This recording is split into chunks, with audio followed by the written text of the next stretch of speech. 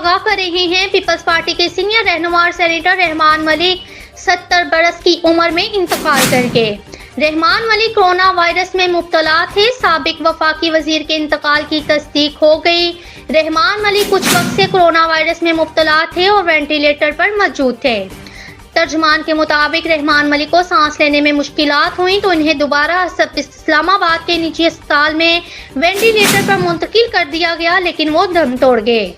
Doctor का कहना है सेनेटर रहमान मलिक के फेफड़े कोरोना वायरस की वजह से मुतासिर हुए थे।